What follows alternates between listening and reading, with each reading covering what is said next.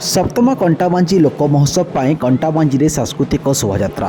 खबर अनुसार बलांगीर जिला कंटाबांजी लोक महोत्सव पर सांस्कृतिक शोभायात्रा अनुष्ठित हो जाइए।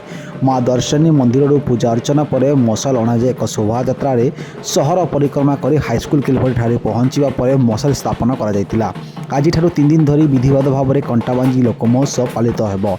मशाल शोभायात्रा विभिन्न जिलू आसीथिबा सांस्कृतिक दल विभिन्न स्कूल कॉलेज छात्र छात्री सहित महोत्सव कमिटी सदस्यों अनेक मान्यगण्य व्यक्ति सामिल होते। आपण देखुं शोभायात्रा पारंपरिक लोकनृत्य लोकवाद्य धरी नाचुंट कलाकार झुमुंट लोके कंटाबांजी सहर में कंटाबांजी लोक महोत्सव पर एक विशाल शोभायात्रा अनुष्ठित हो जाएगी। सांस्कृतिक शोभायात्रा अनेक लोकनृत्य लोकवाद्य देखा मिली और पारंपरिक लोकनृत्य लोकवाद्य देखा दृश्य देखा मिली। आप स्क्रीन माध्यम देखुं लोकाल खाद्य माध्यम कंटाबांजी लोक महोत्सव पर सप्तम लोक महोत्सव पर कंटाबांजी आज शोभायात्रा अनुष्ठित हो जाइए। शोभायात्रा कंटाबांजी निर्वाचन मंडल विजेडी नेता गिरिराज सिंह माझी सामिल होती। निरुपमा माझी मशाल धरी बाहर दृश्य आपण सीधा सब देखुं।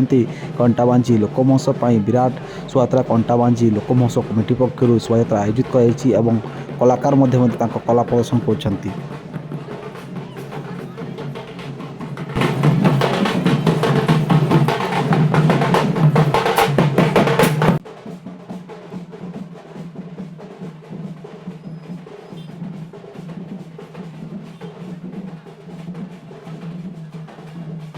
महोत्सव कंटाबांजी आज उत्सव पालन चली माँ दर्शनी दर्शन कर पूजा अर्चना करी आज लोक महोत्सव शोभा यात्रा कंटाबांजी सहर में परिक्रमा करुचु। आम बहुत खुशी जेहेतु पारंपरिक कला संस्कृति बजाय रखबार लगी आम कंटाबांजी सप्तम लोक महोत्सव रे कंटाबांजी अंचल समस्त को हार्दिक अभिनंदन एवं स्वागत।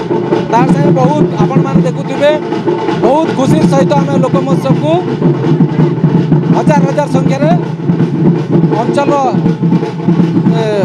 लोक योगदान देइछन्ति।